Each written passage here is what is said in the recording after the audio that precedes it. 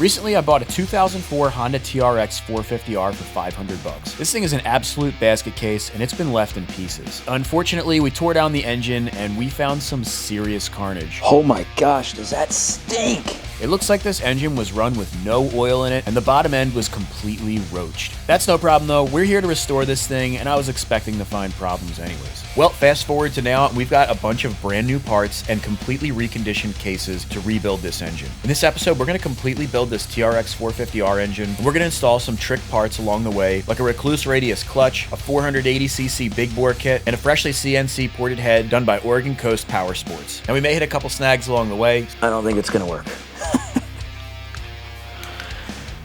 So grab your popcorn, I think it's gonna be a good one, guys. And at the end, we'll have some before and afters so that you can see how trash this thing used to be and the absolute beauty that we turned it into. All right, guys, please hit that thumbs up button if you enjoy the video, and let's get to building this engine. Well, guys, it's been a minute, but I've got all of our engine parts laid out. We're ready to build this engine, man. Have a closer look. All right, man, we got good stuff up here. Nothing but the best. Seriously, though, this is some damn good stuff. It took a long time to piece this stuff together, and I believe we have everything here. Basically, got the pre-work done. I went through the service manual, which I have sitting right over here. This is an actual Honda service manual. Pretty nice manual. This is the first time I think I've actually used a genuine Honda service manual. You know, I've used the climbers and stuff, but I do like typically the OEM ones. I just like them a little bit better. And I went through there, and I also looked at schematics on partzilla.com and just made sure that I have all the pieces, because this was a basket case, and you know how that goes. When you have a basket case, you don't even know what's missing. So we should be good. A lot of this stuff was replaced too. Here's our transmission. This is made up of some of the old transmission pieces and a whole bunch of new transmission pieces. If you guys remember the beginning of this series, the bottom end was cooked. This thing it looks like it was run without oil. So some of the gears and the components in there were trashed. Some of the dogs were bad. Basically everything that looked like it had wear, I replaced it. If you look down here, I've got this bucket of transmission parts. This came from the Brewers. If you guys remember Brewer Off-Road, they just sent me a whole, basically like all of the internals of a 450R that they had bought to work on, and they just abandoned the project. So we should be good with the transmission. I used all of the shift forks that the Brewers sent because ours were cooked, man. They were totally trashed. I also got a brand new crank. This is right from Honda, came from partzilla.com. That should be ready to rock and roll. Got our Cerakote and our zinc coated hardware. Man, how cool does that stuff look? Cerakote is done by Bonehead Performance, and all of the zinc coating is done by Motoblast. I have the links to both of those companies in the description of pretty much all my videos if you guys want to have your stuff done just like I do. And these cases are vapor blasted. That is also done by Motoblast. Now, if you come to these cases too, you'll see I've got all new bearings. These are brand new right from Honda. They came from Partzilla. Got brand new seals in there. Everything should be ready to rock and roll. I also put brand new studs. I didn't reuse the old studs. Surfaced all of the bottom side, the top side, everything that could be surfaced on these cases, which they actually needed it, man. It looked like somebody took like Scotch-Brite or sandpaper or something to get old gasket material off, and it just looked kind of rough. So I cleaned them up real good. We should be good to go pretty much across the board. As far as performance parts go, we've got a 480 big bore kit here. I'll be talking about this stuff as we install it. And then here is the OCP head. So this is what I probably was waiting the longest for, at least in terms of engine parts, because it is tough getting port work done fast. But man, is it going to be worth it? The ports on this look awesome. When we get to installing the head, we're going to have a closer look at that. Then, of course, we've got the Recluse Radius CX 4.0. This is the newest Recluse clutch offered by Recluse. We've got the billet basket, which is awesome because the clutch was completely trashed on this thing. Inner hub, outer hub, and the special sauce that makes a Recluse, which, if you don't know, these clutches, at least this style of Recluse clutch, it won't stall out on you. It's almost like a semi-clutch, but it's not. You still have full function of the feathering of the clutch, so it's like the best of both worlds. And check out the springs, man. It reminds me of like gun parts, like super high precision. And I don't know, just the way that they have these parts, I would assume anodized. It looks really, really cool. Now, as I'm doing this, I'm actually gonna be simultaneously filming 2 videos.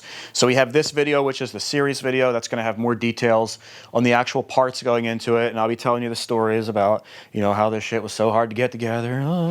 And then I've got the build tutorial video. So the build tutorial will actually have every single step by step on how to build this 450R engine if it's something that you want to do.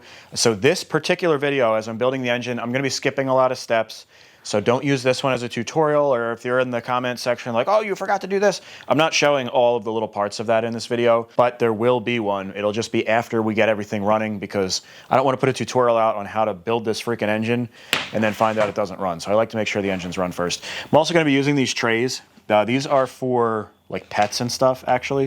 I think they're for the bottom of like kennels and stuff, but they're awesome for being, well, one, they're oil resistant, and they've got the little shelf on, or there's a lip all the way around the edge. So I like to put these down on the bench because it contains any oil or anything, so it contains the mess, and then your bolts and stuff, if they're rolling around, they won't roll off the edge of the bench, because that can happen.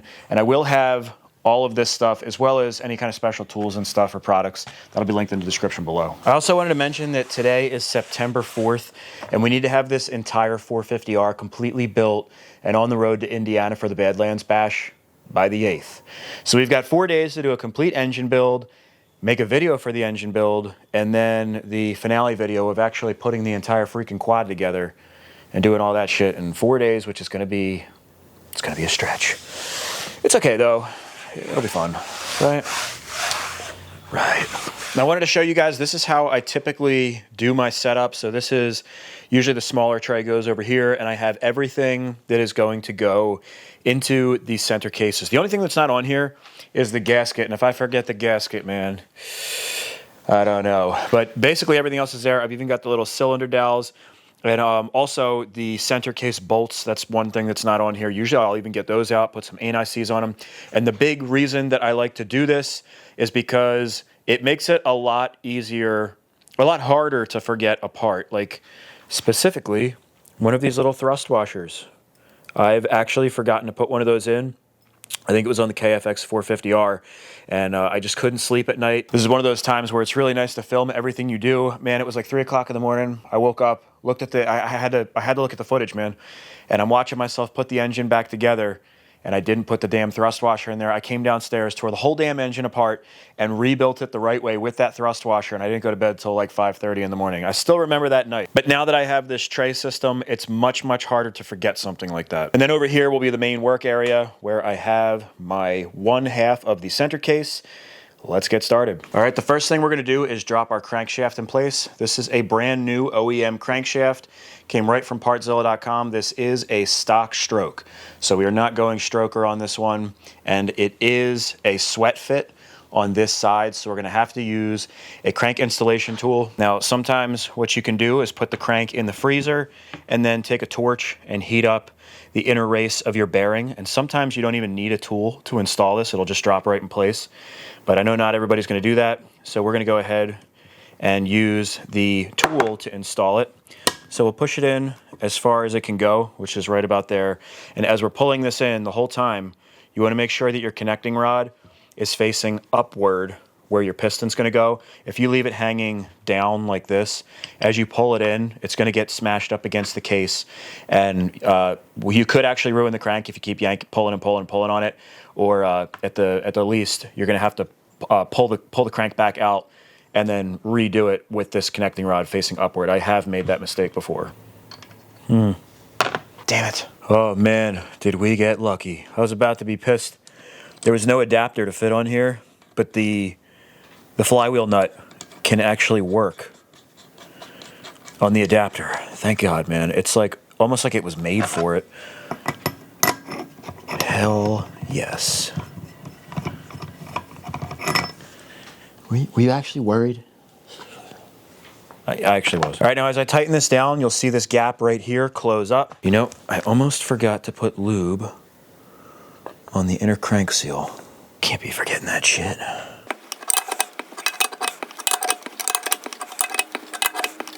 You can see we're getting close. And we're just gonna go until it bottoms out. Okay, I think we're there.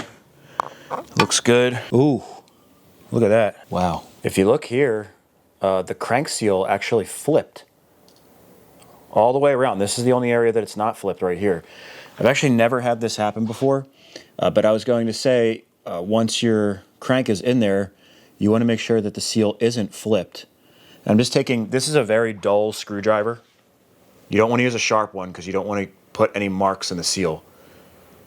It's basically kind of rounded off.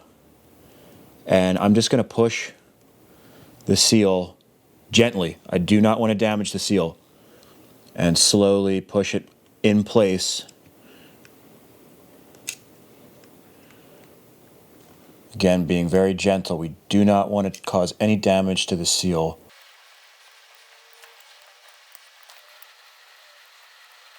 Okay, all right, I'm just going to clean off this excess lubricant that we have on here. And now the lip of our seal looks good. Because that seal had flipped, just want to roll the crank over and make sure that it's seated nicely. Crank rolls over nice and smoothly.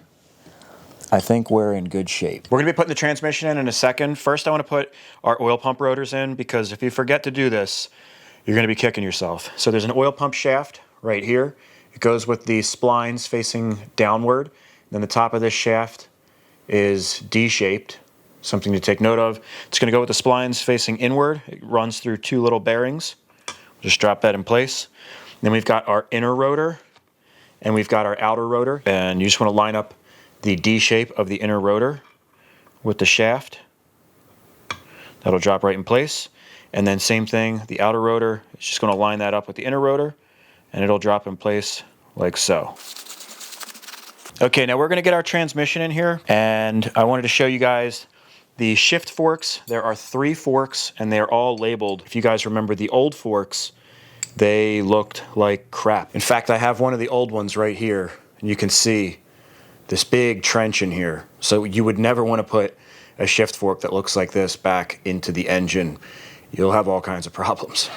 In the trash. No, no, no. We can sell this on eBay.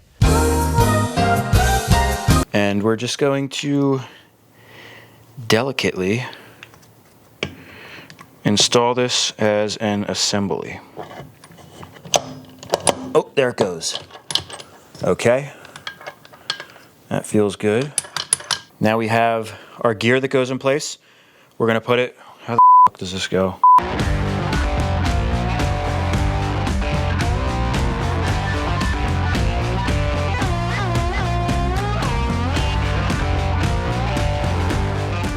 Now we have one more sleeve that goes on top, and this one is a little bit of an interference fit.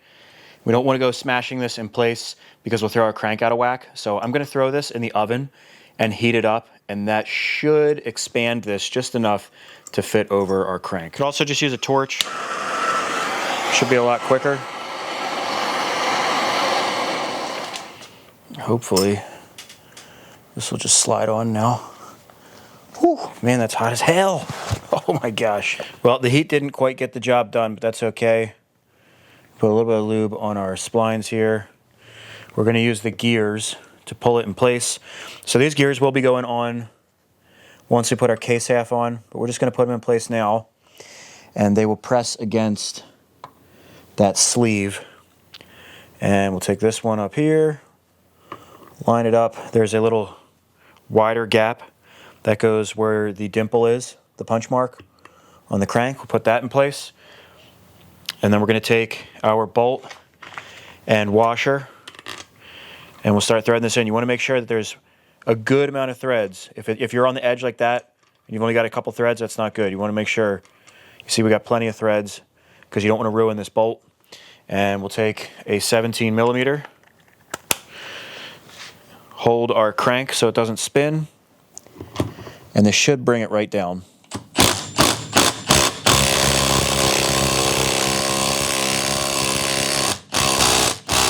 Okay, we'll back it off.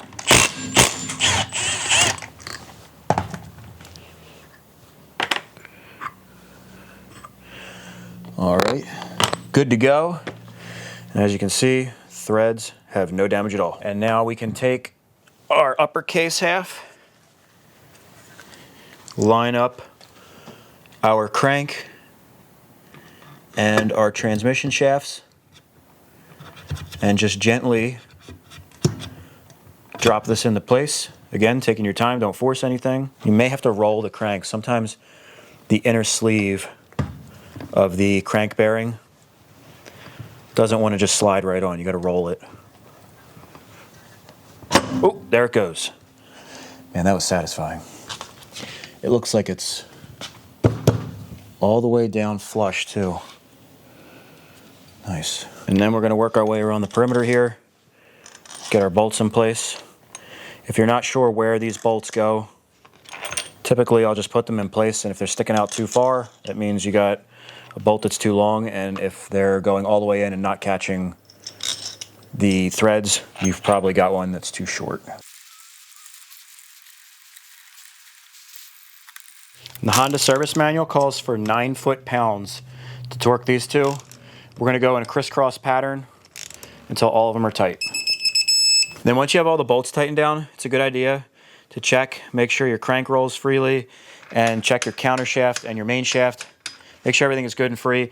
If there's a little bit of tightness, that's okay, like just a little bit. You know, when you have brand new seals and everything, sometimes things are a little tight, but it shouldn't be binding or anything like that. You can see how this one's moving nice and freely. This one actually is a little tight. Like I've had ones that are a little bit more free, but it's not anything that's concerning. I just wanted to mention sometimes they do have just a little bit of tightness. If there is tightness and it's binding up, you want to go back to the drawing board. You might have to split the cases, make sure that you didn't forget anything, or, your engine might like blow up or something. Now we can take a razor and just shear off the excess gasket material. I'm going to try not to score up the cases when you're doing this. All right, and with that, our center cases are done.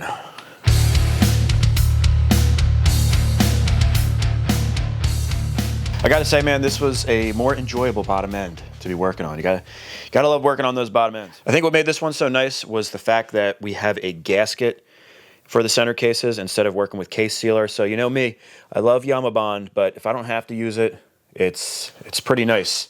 Not getting that stuff all over your fingers and stuff, and having to work with, a limited amount of time before the stuff dries. Went together really, really nice. It's looking really clean. All the zinc coating on there with the vapor blasting. Looks freaking awesome. I've got my stuff laid out here. We're going to do the stator side next. Got the counterbalancer, brand new hot cams. Cam chain, I have a brand new Honda OEM one. I have no idea where the hell it went. I looked for long enough and I was like, you know what, I'm just going to order another one. So it is what it is. Shit happens. We've got our flywheel, all that little stuff right there. And then, of course, we've got the stator cover, which just looks freaking badass. And that bronze Cerakoting. And on the underside of this, the stator actually bolts right to the case portion. So I just left it over here because it's a little bit too big for our tray. This is a hot cams cam, but you can see they're made by KMC. Just don't use one of the knockoff Chinese ones. It's just not worth it, man. Spend a few dollars. This is like $40, and it kind of smells like a train set. So we're gonna drop this in place. Just comes right on through the top,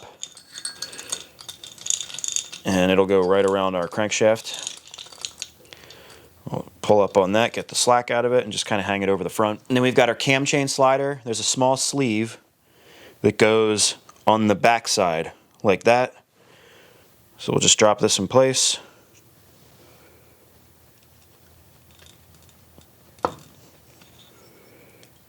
And it's going to bolt up right here. Then we've got a little guide plate that's going to go in place. Then down here we've got a small oil pump gear. Just slide that on our splines. And then there is a little retaining clip, which I recommend getting a new one. This is a really small, flimsy clip. And when you take off the old one, chances are you stretched it out. I don't actually have the right snap ring pliers for this. You really need little tiny precision ones. I should be able to get these ones to work. It just might be a little bit cumbersome. We might actually just be able to stretch it on with our fingers. I remember getting this thing off was a bastard too. You'd think I would have ordered the right tool by now, but, you know, I forgot. Damn it. Okay. Got lucky.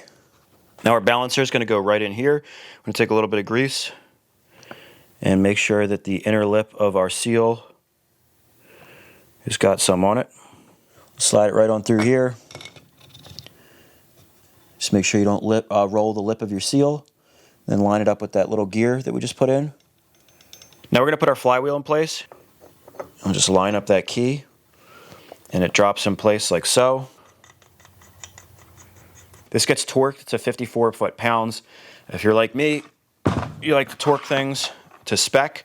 So we're just going to lay this engine down like that. You could do that, or you could use our very technical method and very expensive tool right here that I have made.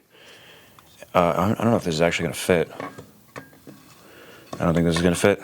Okay, so we're going to have to use a different method. Typically, I put this around the crank, and okay. Shit. How we're going to hold this from rotating, let's pull up our cam chain so it doesn't get bound up, and we're going to rotate it counterclockwise so that it's on the downward stroke in the counterclockwise direction. And I'm going to take this heavy-duty steel tie rod. You want to find something that's about the same inner diameter of your crank, and we're just going to have this pull down. We want to make sure that we're not interfering with anything. We don't want to cause any damage.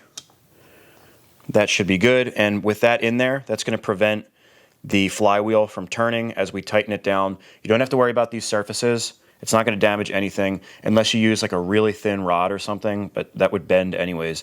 But something like this is going to be just fine. And we're going to torque this to 54 foot-pounds. And as always, you want to make sure you're gripping your torque wrench at the handle as you're doing this. And we're going to try to find a good way to hold on to our cases here so that they don't spin on us. Okay, and we are torqued down. Then we can just take this bar, slide it on out, no damage. Then we've got two dowel pins. We're going to put a little bit of anti-seize on them.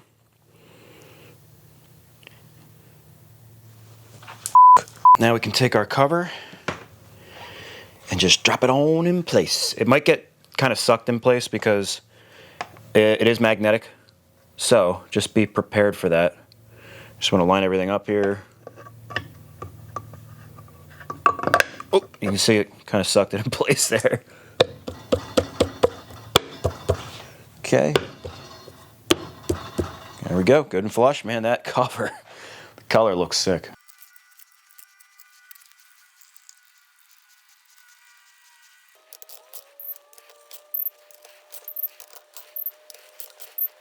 Now let's put our sprocket in place. We've got a brand new Super Sprox. I just thought the bag looked really cool, and I don't know. I just thought it was premium, so I figured I'd open it up with you guys. I think we're gonna need some scissors here. I'm gonna put a little bit of anti-seize on our splines so that this thing doesn't get seized on here, because that can happen with sprockets. And we're running a 14 tooth. I'm gonna place it with the raised portion facing outward. You can see on the back it's got like a sunken portion. Just line up our splines, drops in place. And we've got a large washer here. It's got a little bit of a concave to it. You can see it says outside. I'm gonna put a little bit of high strength thread locker on here.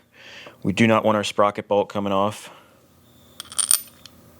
Or maybe you do, I don't know. I don't want to be speaking for you, you know.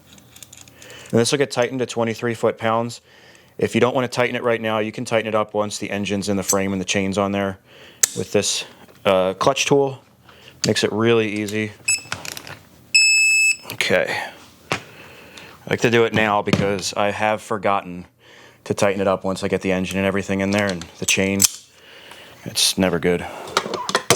Now we've got a TM Designs case saver we're going to put on here. The OEM one, I think, is a steel one, and then it's got like a plastic kind of guard that goes over. It's really a mud guard. It's not going to protect anything. I did notice that the factory hardware that comes with these TM Designs, it's too short. I mean, it would work, but I'd be afraid it'd strip out the case. Just not good. So I used the spec bolt kit and used hardware that's just a little bit longer. Putting a little bit of anti-seize on these. And I noticed this has to be flexed just a little bit to get it to fit. I think that's so that it's pressing right up against the case.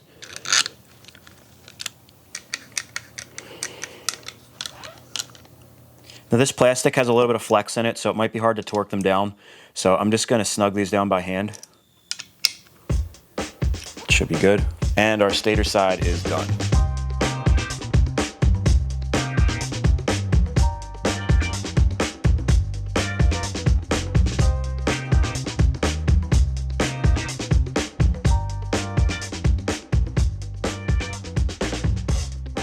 Oh man, this thing is looking freaking sweet. We've got the bronze cover on there. Real nice contrast with the vapor blasted cases. The red case saver, I know that's not like, it clashes a little bit, but I'm telling you, when we get it on the frame with the rest of the red stuff, it's gonna look really, really good. And the most satisfying thing is seeing how our bench is starting to clear off. You can see this, all this empty area. That to me is really satisfying. There is not much left. We're chugging along pretty good here. We've got our external shift mechanism and our kicker gears. All right, let's get this engine turned around and move to the clutch side.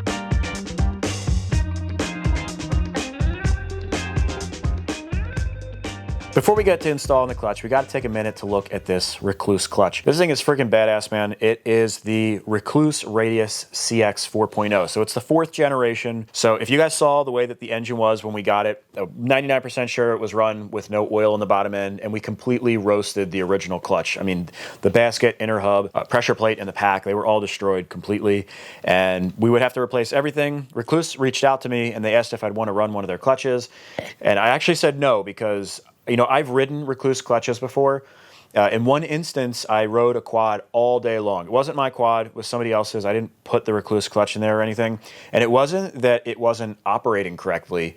I just didn't really like it. So basically, the earlier generations, or maybe there's a different model, it basically becomes a semi-clutch. And the one that I used, there was no function of the clutch. The clutch didn't do anything. It was like a semi-automatic, which could be great for riding on trails and stuff. You don't have to worry about stalling or anything. But I'm not particularly a competitive racer, and honestly, I don't really do much racing at all. So when I go out riding, it's for recreational use. And I'm like the old school guy that wants a stick shift car, even though the automatics are faster now. I just like the experience of that. So I'm the same thing with quads and dirt bikes. I like feather in the clutch, I like pop in the clutch, I like power shifting, all stuff that you need a clutch to do. And I just didn't want this system. And they were like, dude, what are you, an idiot? This is the Recluse Radius CX 4.0, and you still have use of the clutch. So apparently with this system, it retains the use of the clutch. It should be the best of both worlds. We'll be able to feather the clutch, dump the clutch. They said you can rev it to the moon and dump it just like you can do with a normal clutch, but you have the added benefit of not stalling out. If you're going through rough rocks or stuff like that where you're constantly feathering the clutch and stuff, you can use it as a semi-automatic. So this should be pretty awesome. I've already gone ahead and put the billet basket onto our primary drive gear. We're all good to go there. And in looking at this stuff, it's like super premium parts. All billet stuff, it all looks so sick. The springs are my absolute favorite. It's honestly a shame that this gets hidden. Maybe we could get like a clear clutch cover or something so that we can see this stuff. They sent me a Recluse clutch cover also, but I'm sure we could get a clear one down the road, because this thing, it's almost a shame not to be able to see it. Now, if you're interested in buying one of these, you can get them right from Recluse, or you can also get them at partzilla.com. All right, let's get this thing installed. Oh yeah, baby, time to ride. Oh, I'm ready. Oh shit, that's all right, I'll tighten that later. What are you doing? Huh? I'm about to go riding. No, you're not. You're missing parts. I mean, it's not that bad, is it? Dude, literally you were missing your entire engine. Oh no. Idiot. What do I do? Well, if I was you, man, I'd probably call Power Sports Nation and Partzilla. That's right, guys. Power Sports Nation and Partzilla are both sponsors of the channel, and it's where I get most of my parts from. Partzilla.com is my go-to source for OEM parts. They've got online schematics that make finding the part you need easy. They've also got you covered when it comes to gear like helmets and boots, any kind of oils and lubricants that your machine might need. Partzilla has quick shipping, and all orders over $150 ship for free. Now, if I'm looking for parts for a side-by-side like this Can-Am or for a utility ATV like a Sportsman, my go-to spot is going to be powersportsnation.com. If you don't see what you're looking for on the powersportsnation.com website, make sure to call in and let them know, because they're constantly getting new parts in every week and they just might have what you need. All parts come with a warranty and every order ships for free. I've been using Partzilla.com and Power Sports Nation for years, and I'm comfortable recommending them to you guys. If you're looking for a way to support me, the best way to do that is by using the companies that support what I do. Links to powersportsnation.com and Partzilla.com will be in the description below, as well as any other companies that are helping out with this 450R project. All right, let's get back to the video. Before we move into the clutch, we're going to take all of our components and just soak them in oil. I'm going to be using AMSOIL 10 weight 50 dirt bike oil for this. We're going to do the fibers, and we're also going to do this, which is the EXP plate. That is the special sauce for the Recluse pack.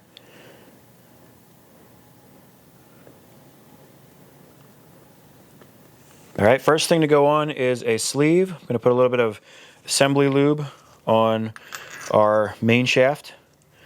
Get that on there. And then I've got a brand new bearing.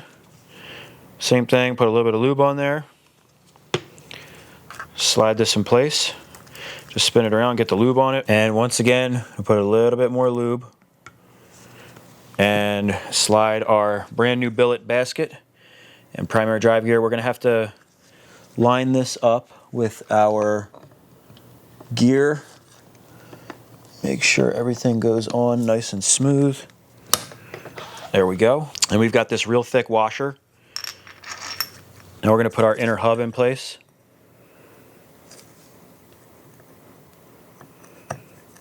This is a brand new hub. Sometimes these are super tight tolerances.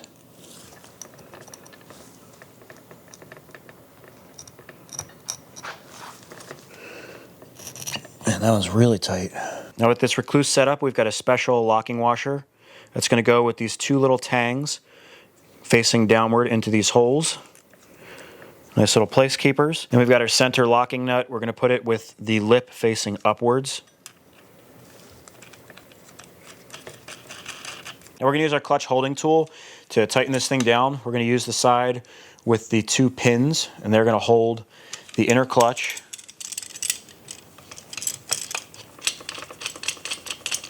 Doesn't need to be super tight on here. It's more of stopping it from spinning this way and not needing to clamp down like this.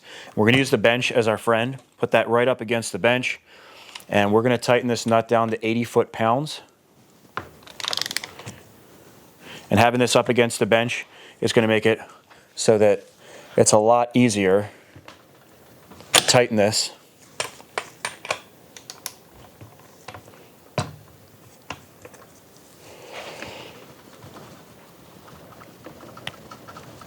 Man, is that tight. Sorry guys, but it's a lot easier if I get in your way here.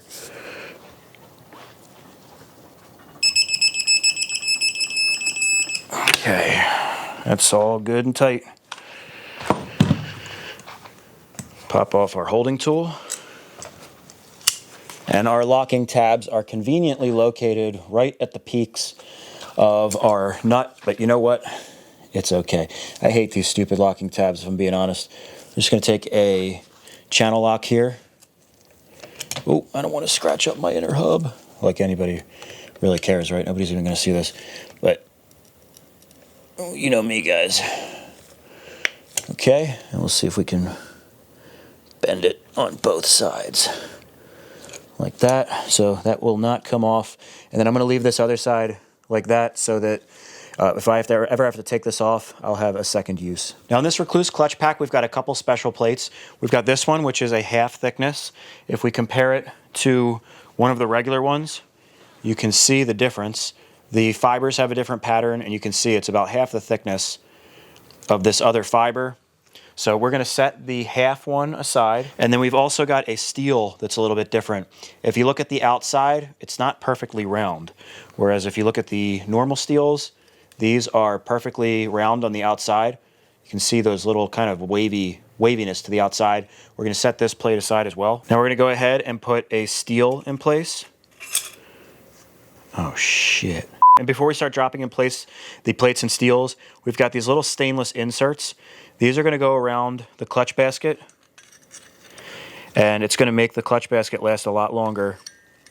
They can be kind of difficult to get in place. It's really, really tight tolerances. I'm just going to slide them in, and if they stick up just a little bit like this, or if they're a little bit below, depending on which model you have, that is normal. So we're just going to go around and put these in.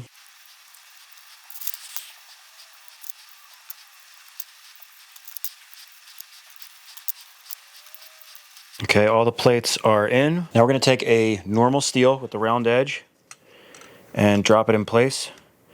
This might have really tight tolerances, so just take your time. There's one. And next we're going to put in the EXP fiber. This is the special one. And we're just going to take our time here, again, because these tolerances are so tight. Okay.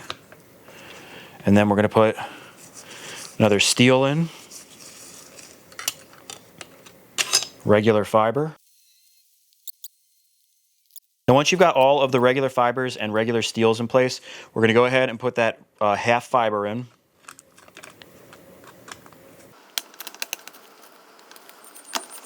Okay, and then Recluse wants you to use the factory judder spring. You don't have to, but this is supposed to make the clutch run a lot quieter, and they want it with the dish portion facing upward.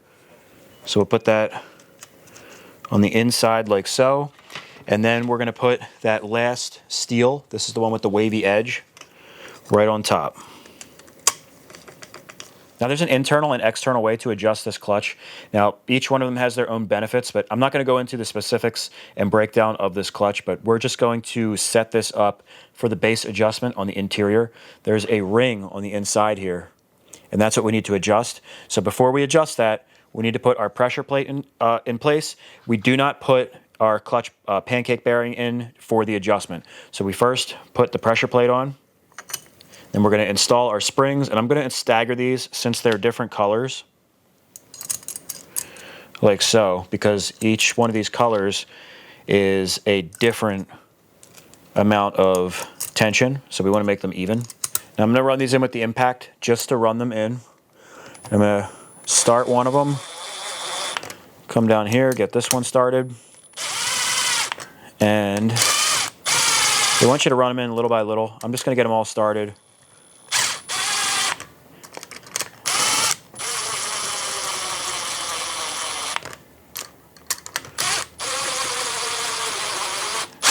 And now we should be good to run them all the way down. If you are using an impact, it's a good idea to take your time. These Milwaukees are awesome because you can turn down the amount of power that they have and make it so that you're a lot less likely to break one of these. I have a good feel for these, so I'm okay doing this. If you don't have a good feel for them, I recommend doing this by hand. Now we have this little anodized blue flathead screw. This is the lock for that internal billet ring. And we're just going to push in, twist, and then come back out. Now that billet ring is unlocked and we can spin it. And what we want to do is go counterclockwise, which is going to raise it higher and higher until we brush up against our pressure plate. So we're just going to go until we feel a little bit of friction on the bottom of our pressure plate.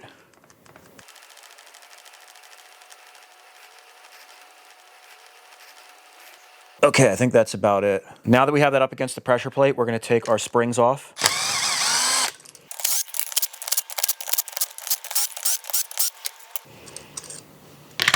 Take the pressure plate off.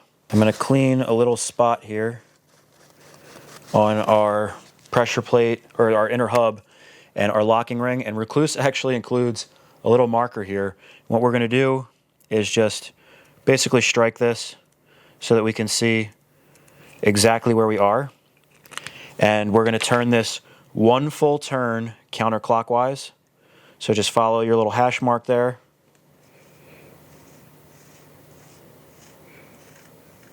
So that's one full turn. And then if you see these little half moons, now we're going to turn it clockwise, 2 little half moons. So we have 1, 2, and we should be at a good baseline for the internal adjustment. Now we'll lock the adjusting ring. We're going to push down. I'm going to make sure everything's lined up. And twist quarter turn. And now it's locked in place so that won't move. Now we can kind of resume like a normal clutch pack. We have our clutch pusher rod. Before I put this in, let's put our actuation arm in. We'll come around the other side for that. You want to make sure you got grease on the inner lip of your seal. Just gently push this in place. Don't want to roll the lip. And that literally just slides down like so. Now we can slide in our push rod. It doesn't go in any particular orientation. It just drops in place. And then we have our clutch pusher that goes on top. We're going to put a little bearing in place, put a little bit of lube on here. And then we've got this little pancake bearing. I've got a brand new one right from Partzilla. And then we have a washer that goes on top. Oh, one of our steels must have come off when we pulled the pressure plate off. Let's put that in place. And we can put our pressure plate back on. Load up our springs. Again, staggering these so they're alternating colors. Now we'll run these in again.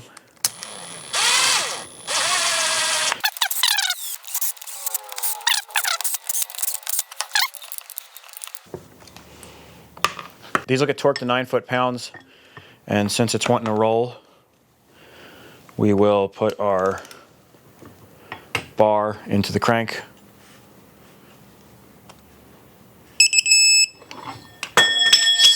Bitch. All right, pull this out.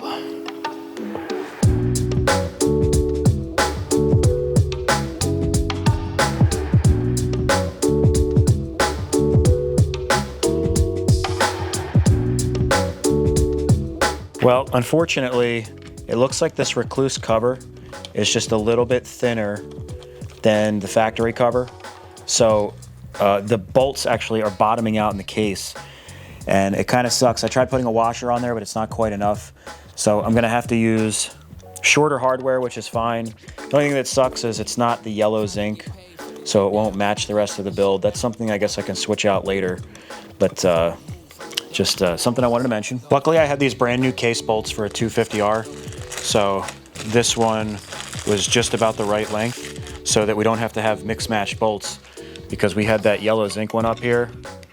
And you know me, man, everything's gotta be perfect. This will match nicely. It's actually just the right length. Perfect.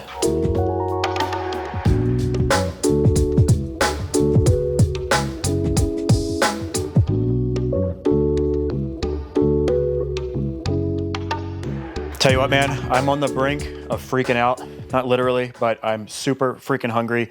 I've had food inside that's been here for an hour and a half. I was like, dude, I have to finish the clutch side. I want the bottom end to be complete so that I can enjoy my meal in peace. You know what I mean? So today's Friday. We're doing good on time. We've got Saturday, Sunday, and Monday. And that's really, again, you know, not to just finish the engine, but we also have to put the whole damn quad together. So I have to film the finale video and stuff. 3 days isn't that much of a buffer, but I think that we're in decent shape. And then Tuesday, I'm planning to spend the whole day packing the trailer, because it's a 6-day trip. And these trips where I bring the quads out and everything, you got to make sure you're prepared. Loading the trailer and stuff takes some time. So I'm going to go inside and I'm going to have some pizza. And then we're going to get on top of that top end. Yeah. All right, man, here is our CP piston. Man, is that thing freaking beautiful. Another piece that, yet again, it's a shame that this goes inside the engine and we're really never going to get to see this thing. I already checked my ring gap. We're good to go there. The top ring actually needed a little bit of shaving. It was a little bit tight, but we're all good to go now. So we're going to go ahead and put these rings on and get it installed. It's kind of funny in the service manual. They've got question marks. Stagger the piston ring end gaps 120 degrees apart from each other. Stagger the side rail end gaps as shown. It's like they don't even know. Now we're going to do the incredibly annoying task of putting our piston clips in. Now, actually, this usually isn't that bad, but these CP Carrillo ones, if you've got one of these aftermarket pistons, they're just they're known for not being the easiest because they're really, really strong. So I'm going to go ahead and put the one on the left side of our piston. So this is the front of the piston. Again, look for the smaller cups. That's our exhaust side. And we're going to go to the left side. And the reason I'm doing that is because when we put the piston in place, then we'll only have to fight with one of these while it's on the engine. It's a little bit easier when the piston's just kind of out on the bench. And I'm doing the exhaust side by preference on the, if we did the, or the left side rather. If we did the right side first, on this side, it's a little bit more difficult to put the clip in because as you can see, we've got the cam chain guide and everything over there. On the right side, we've got a little bit more space. I highly recommend putting your safety specs on for this because these things can fly out and hit you directly in the eye. I've actually had that happen before. I'm gonna use the piston, sometimes the shape of the piston you can use as leverage. You put the one side in and push it up against the piston and it'll actually clip in there. This one's got a void here, so it's gonna be extra fun. Well, I think we might be able to put this one in. We'll squeeze it and push it in and then twist it. Now, before we put the clip in, just as a rule of thumb, you wanna leave the opening facing upward or downward. That's to prevent, if you have it on the side, believe it or not, the up and down force of the piston can actually collapse the clip and it can fall out. I've never actually heard of that happening except on like super high RPM performance engines, but for something like this, and especially with these CP super stiff rings, probably won't be an issue, just something to keep in mind. So let's go ahead and push this in, and we're gonna try the spinning method. Dude, these things are super tight. Okay. And let's just get that in there. Bastard.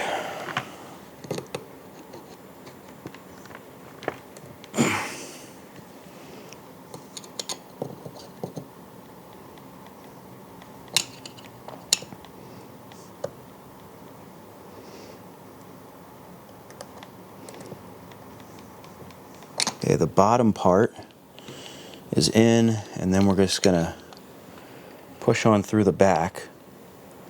I'm actually gonna put my finger over this, risking stabbing my finger, but we don't want the clip to fly out or we'll never find it. So I'm just pushing very, very gently. We got it. We got it. That wasn't that bad, but you can see how tight that is, and fighting it on the engine can really be a pain in the ass. Just want to double check, make sure that it's completely in the groove. You do not want these things flying out. All right, now let's go over to our engine and pull the slack out of our cam chain so it doesn't bind up. We're going to pull our crank up as high as it can go so we've got as much space as we can to work with. And then I'm going to take a rag here and stuff it in our crank. This is so that if we drop that little clip, it doesn't go down into our crankcase because that could be a real nightmare. Yeah, another ask me how I know. Okay, that should be good. And you want to make sure that you're putting the front of the piston towards the front of the engine. And again, if you weren't paying attention, the smaller little crescents are going to be your exhaust side, and that's going to be the front of your piston, or you may have a dot or an arrow. Just make sure you have it in the correct orientation. We will drop this down over our connecting rod. When it's lined up, push our pin through. Okay, and now for the real fun, getting the clip in on this side. Let's see if I can do this so you guys can see, and you know, just make it even more difficult for myself. But I love doing this. I love making videos for you guys. Oh shit. That is one thing I think a lot of people don't realize is that filming an engine build, it really does take, I would estimate 3 to 4 times the normal time that it would take to build an engine. It's just constantly setting up the camera, making sure you can see things, putting things in on awkward angles so that you guys can see. It can be a lot, but I do enjoy what I do. So we're just gonna trying to see the best way to do this.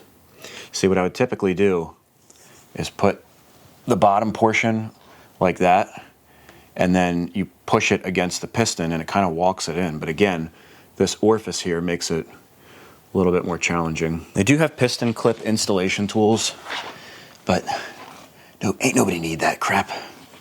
It's probably like 10 bucks and really would save me a lot of time. See right there, that would have gone right into the case. And I would have been very mad.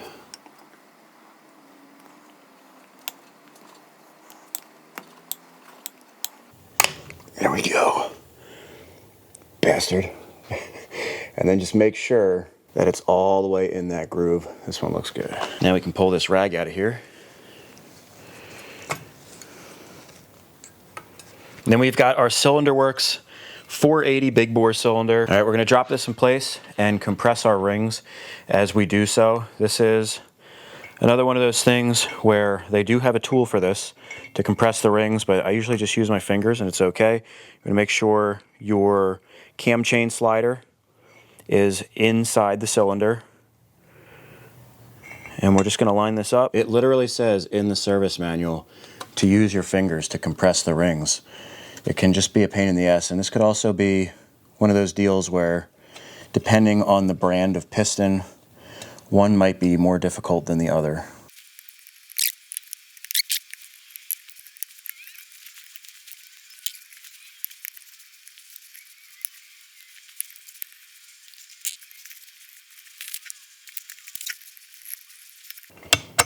Oh, here we go. This was one of the more difficult ones, but you want to take your time with that because you wind up destroying your rings if you rush that and force it on there. We're going to take our cam chain, and I can actually just push it right here in the middle. If you want, you can pull it up on the side of your cylinder. And we'll just slowly slide this down the piston. Again, not forcing anything. All right.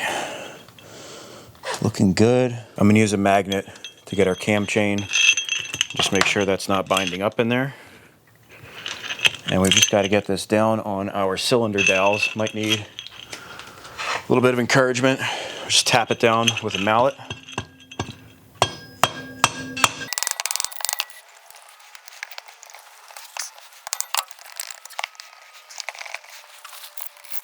Just making sure that we don't have any blockages. I think we just have some tight cylinder dowels.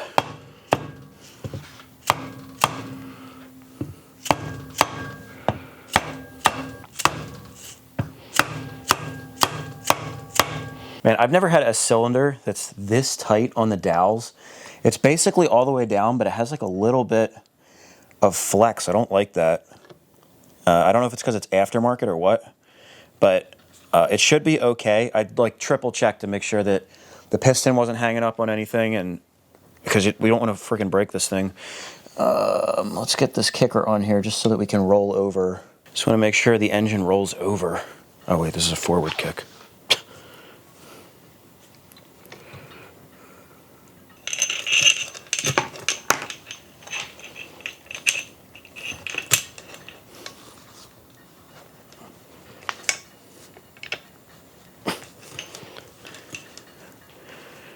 I mean, it appears to be okay. I just always get nervous when stuff doesn't go together smoothly or feels tighter than normal. Man, I feel like an idiot. If you look here on the Kickstarter, you know, I'm trying to kick this thing over. It's just not really moving. And there's a little dimple right here. I don't know how I missed this, but I did. That needs to be lined up on the kicker assembly, and I just didn't do that. Yeah, so I mean, sometimes you just freaking forget something. But now I have to tear the clutch side apart, and I have to refilm putting this damn kickstart gear in because for the tutorial, I can't be teaching people to do it the wrong way. So it's got to be torn down and refilmed, but you know, life.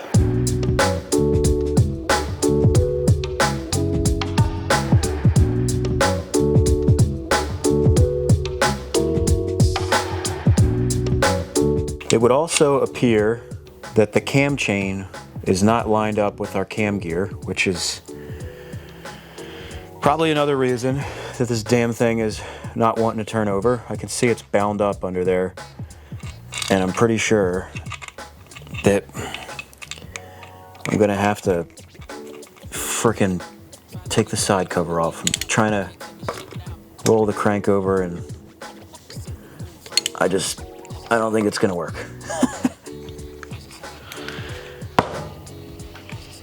It's okay.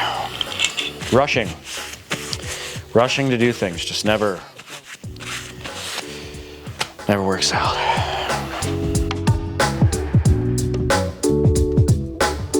Oh yeah, you can see it's bound up real good underneath the flywheel. It probably would have broken something yanking on that, damn it.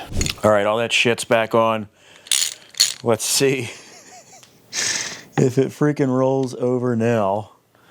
Make sure we've got all the tension, or nothing bound up on our freaking timing chain. Oh.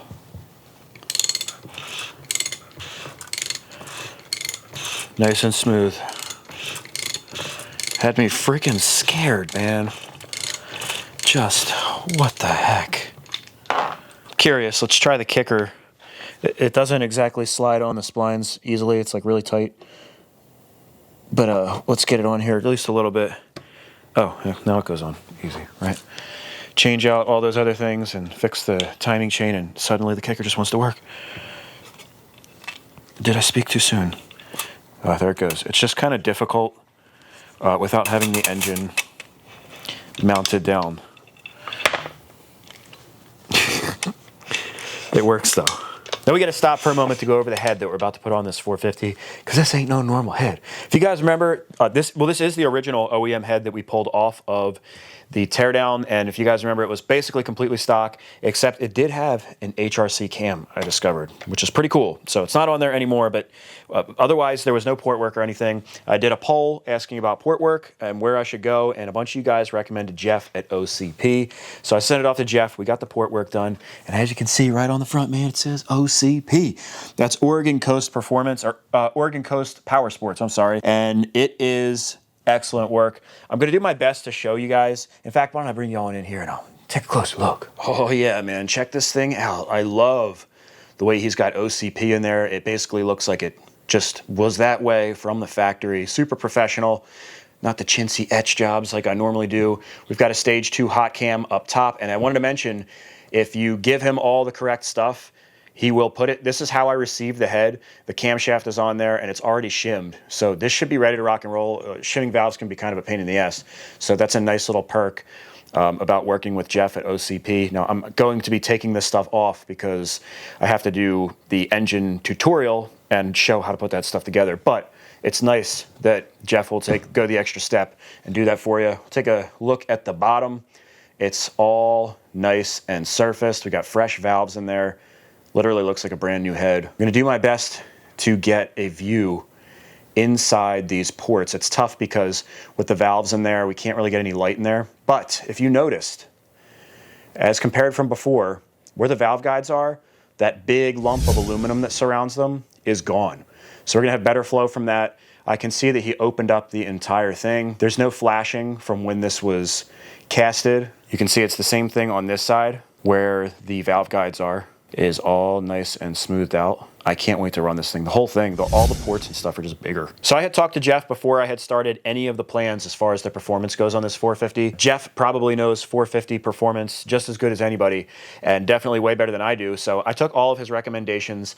We have the 480 big bore kit, stock stroke, 13-to-1 compression. It's not like an insane build. We're not going crazy performance, but this should lay down some serious power. Like for the average rider, it's probably really too much.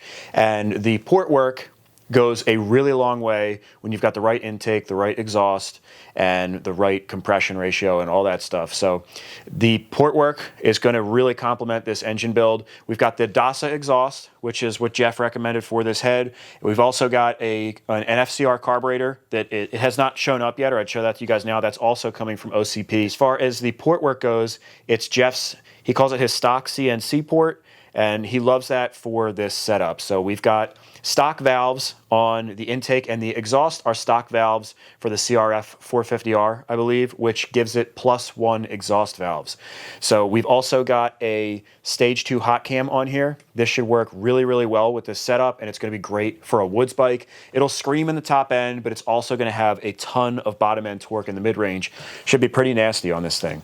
So I am super excited to run this. If you guys want to get any port work done, you want to contact Jeff, I'll have all of his contact information on the screen here, or you can check out Oregon Coast Powersports at their website. They're also on Instagram, but I would highly recommend reaching out to Jeff by his phone number, because he's definitely old school. He's a one-man show. Give him some time, because I know he's a super busy guy, but a lot of the best guys in the small engine game, that's just how it works, man. So if you do give Jeff a call, make sure to let him know that you heard him through my video. All right, guys, let's get this on the engine, man. I'm ready to see this thing all together. We're going to get our cam chain up here. It's going to be a little cumbersome. We're going to feed our cam chain through the cylinder head along with the cam chain guides. Get this up here, and we just need to fish these cam chain guides and our studs into the cylinder. Just kind of take our time. There it goes. Boom, no problem. And we are good and flush. Now we're going to tighten these down to 40 foot-pounds in a couple stages. We're going to do 20 foot-pounds, and then we're going to go right to 40 foot-pounds, and we'll go in a crisscross pattern. So we're going to go right to 20, and tightening on the bench can be a little bit of a pain in the ass if you don't have a buddy to hold the engine, because it wants to spin around. So we're going to use what's called the swing arm method, and we're just going to go right through where the swing arm bolt goes with an extension, and that's going to give us some leverage from the engine spinning. We'll go up here, and you want to grab your torque wrench at the handle. If you grab anywhere else, you're actually changing the torque value. And we're going to see if we can go ahead and get this torque down without this engine spinning off the bench.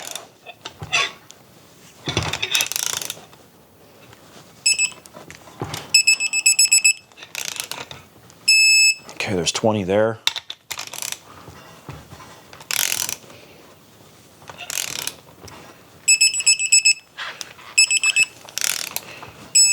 $20 there, 20 there, 20 there. Now we're going to bump it up to 40 foot-pounds. There's 40 right there. It's actually a little easier not using the swing arm method, at least on this particular engine. Okay. There's 40 there. I'm just going to go around, make sure that these are all good. All right, it can be a little difficult. If you have a buddy to hold the engine, that can definitely help working on the engine when you don't have an engine stand. You just gotta get creative sometimes. Got the job done though. Now we can put the cam holder in place. There are 2 dowel pins on the bottom, and we're gonna face it with the rocker arm facing towards the exhaust. So it's gonna go like so. Let's see if we can get our cam chain out of the way.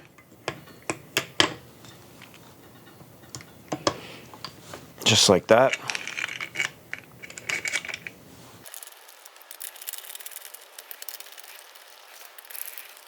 And these get torqued to 10 foot-pounds.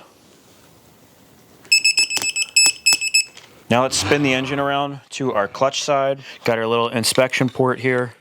We're going to pull this plug out, and now we have access to the bolt that we can rotate the crank. Now I'm going to put tension on the cam chain, and we're going to rotate clockwise until there's a small mark on our sprocket, and we want that to be lined up with a little arrow on the case. It might be difficult to get you guys in here to see, but there's a little punch mark on our gear. There it is right there. We just want that to be lined up with our case. There it is right there, guys, on the gear. And you just want it to line up with the arrow like so. Now we'll come back to the top of the engine here. I've got the bolts for our cam chain gear. And we're just going to put a little bit of high temperature, high strength thread lock. And we're going to put our gear in place like so. There's a rounded portion and a portion that's sunken. The sunken portion faces out. The other way you can tell is the little strike marks on either side. And you want them to line up with the little arrows on the cam holder. So we're going to see if we can get this lined up, get all the slack out of our cam chain.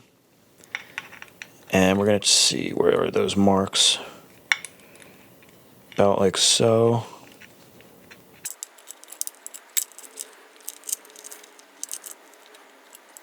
It's actually pretty close.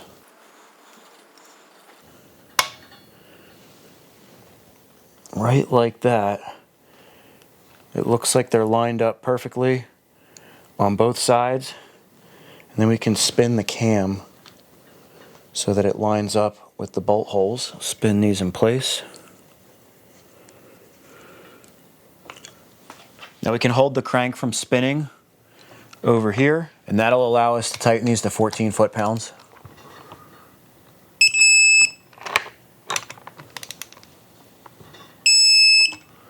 All right, now we can put our plug back in place, and I'm just going to snug this up by hand. Now we're going to install our cam chain tensioner. I've got a brand new gasket in place. There is a tool that depresses the plunger and holds it in place. You don't need it though. You just need a little flathead screwdriver. And you see, as we spin this, it's going to pull the plunger in. Right about there, it's maxed out. And you can actually just hold it with your hand and put our gasket on here and get that in place. Okay, they're snug, and now we can take the tension off of our cam chain tensioner. I'm gonna tighten these to 7.5 foot-pounds. And then on the back, we have a small bolt with a crush washer. I'm gonna put a new crush washer on there and spin this in place. I'm just gonna snug this down. Guys, we are getting really close to finishing this engine up.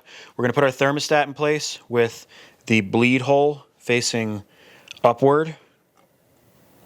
Then we've got our thermostat cover. There is an O-ring that goes on the back. You want to put a fresh one on there with a little bit of grease. And this will just go in place. Got a little bit of anti-seize on all of the hardware for this. I'm going to torque these down to 7 foot-pounds.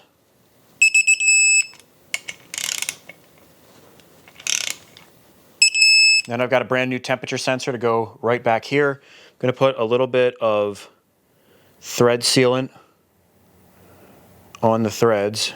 We'll just thread this in place. This gets torqued to 7 foot-pounds.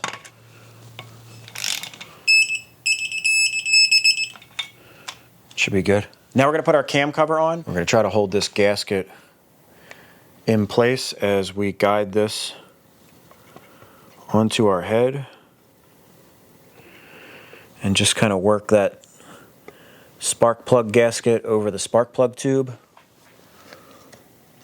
It looks like we're pretty much lined up.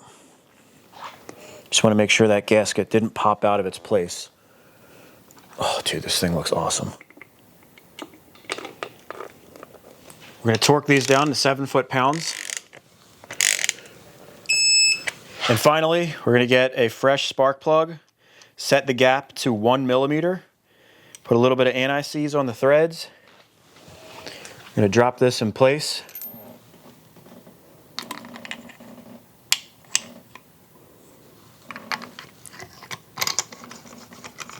This will get tightened to 17 foot-pounds.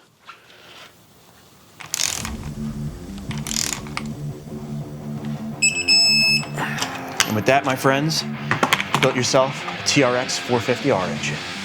Good job.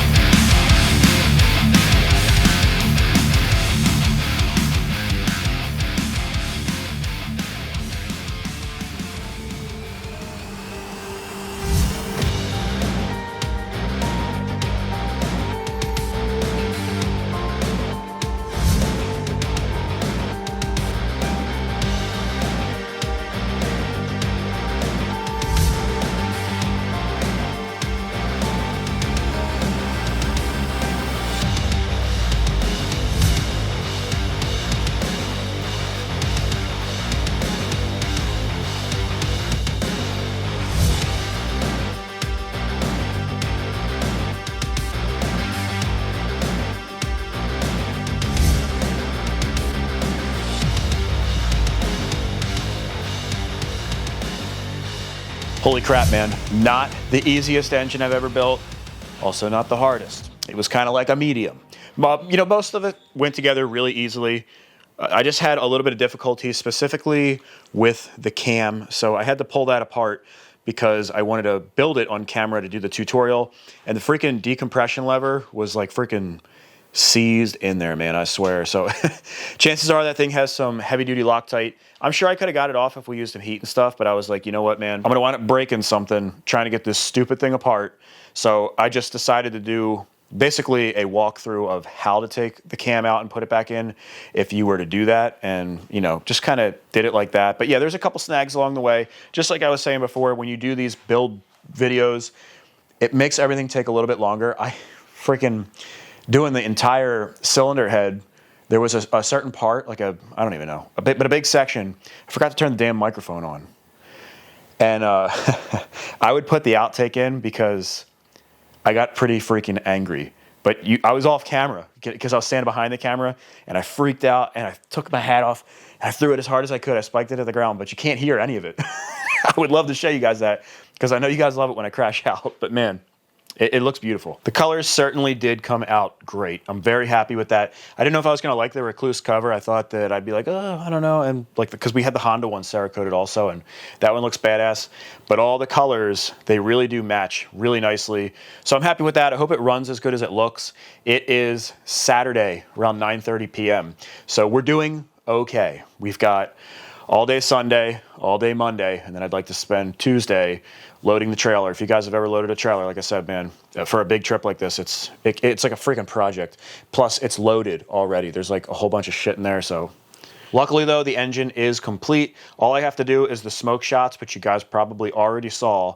I already did my intro and everything for the build tutorial. So we're ready to rock and roll. I got to do my smoke shots, and then I want to spend, you know, maybe 20 or 30 minutes to myself tonight, you know, before I go to bed. I love all you guys. Peace out. If you enjoyed the video, if you enjoyed it in any way, shape, or form, please give the video a thumbs up. Like, I think 75% of viewers are unsubscribed, so if you enjoy these videos, man, give me a like and subscribe, man. That helps me out a ton. And also leave a comment on the video. That's the best way to help out. And I will see you guys in the next video. Don't forget, Badlands Bash, September 12th and 13th. See you guys there. Peace out.